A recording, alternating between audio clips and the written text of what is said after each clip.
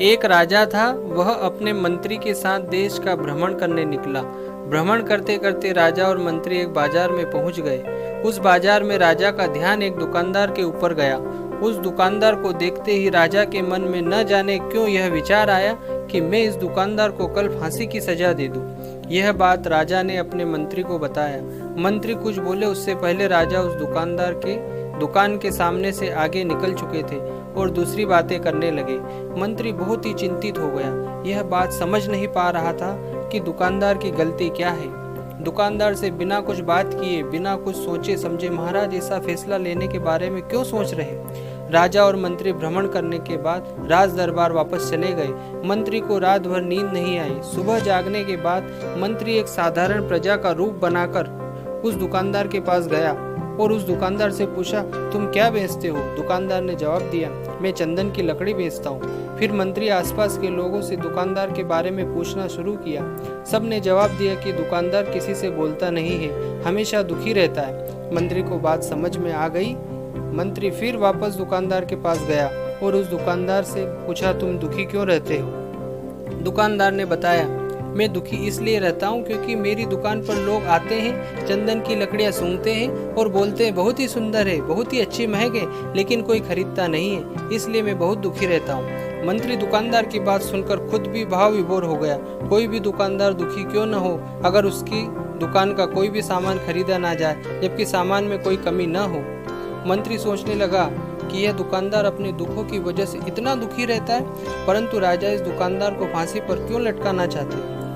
अर्थात राजा के मन में आए हुए विचार का उत्तर अभी तक मंत्री को नहीं मिला था। मंत्री ने फिर दुकानदार से पूछा, भाई तब तुम क्या करोगे अगर तुम्हारे दुकान की सारी चंदन की लकड़ियां ऐसे ही रखी की रखी रह जाएगी तो। दुकानदार ने गुस्से भाव में बोला, हाँ मैं जानता हूँ मेरी चंदन की लकड़ियां ऐसी ही रखी रह जाएगी, कोई नहीं खरीदेगा। इसलिए मैं सोचता हूँ कि हमारे देश का राजा जल्दी से मर जाए। अगर वह जल्दी से मर जाता तो मैं उस राज दरबार में उस राजा के दाह संस्कार के लिए अपनी चंदन की लकड़ी देता, जिससे मुझे कुछ पैसे मिल जाते और इस बाजार के अलावा बाकी के लोगों को भी मेरे चंदन की लकड़ी के बारे में पता चलता, तो फिर शायद कुछ न कुछ लोग मेरी दुकान से जरूर खरीदने आते चंदन की लकड़ी। मंत्री दुकानदार की बात को सुनकर सब कुछ समझ गया। उसके मन में एक विचार आया। मंत्री ने दुकानदार से चंदन की कुछ लकड़ियां खरीदी। इस खरीदारी से दुकानदार को कुछ पैसे भी मिल गए और वह थोड़ा खुश भी हो गया। मंत्री चंदन की लकड़ियों को लेकर वापस राज दरबार चला गया। राज दरबार पहुंचकर मंत्री ने उन चंदन की लकड़ियों को राजा के समक्ष रख दिया और बोला कि हे राजन, ये चंदन की लकड़ियां उसी दुकानदार ने आपको भेंट किया है जिस दुकानदार को आप फांसी देने के लिए सोच रहे थे। राजा उन चंदन को सूंघे तथा सूंघने के बाद बड़े ही प्रसन्न हुए। उन्होंने कहा, यह चंदन की लकड़ियां बहुत ही ज्यादा खुशबूदार है।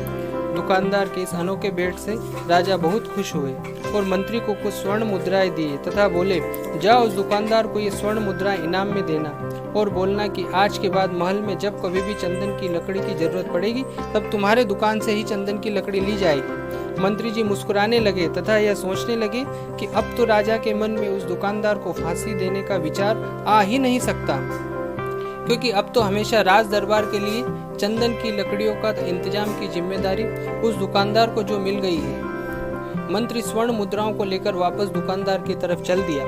इधर राजा इस विचार में पड़ गए कि वह दुकानदार तो बड़ा ही अच्छा इंसान है। जिस व्यक्ति के बारे में मैं यह सोच रहा था कि मैं उसको कल फांसी दे दूंगा, तब शायद उसके मन में उस समय यह विचार चल रहा था कि राजन पहली बार मेरी दुकान के सामने आए हैं, क्यों न मैं उनको अपनी सुंदर और खुशबूदार लकड़ियों को भेंट करूं। और आज उसने मुझे भेंट भी किया, बेवजह ही मैं उसको फांसी देने के बारे में सोच रहा था। इधर मंत्री दुकानदार के पास पहुंच गया। मंत्री ने राजा के द्वारा दी गई स्वर्ण मुद्राओं को दुकानदार को देते हुए कहा कि जिन चंदन की लकड़ी को कल मैं खरीद कर लेकर गया था, उन चंदन की लकड़ियों को राजा ने बहुत पसंद किया और इनाम के तौर पर तुमको यह कुछ स्वर्ण मुद्राएं दी है।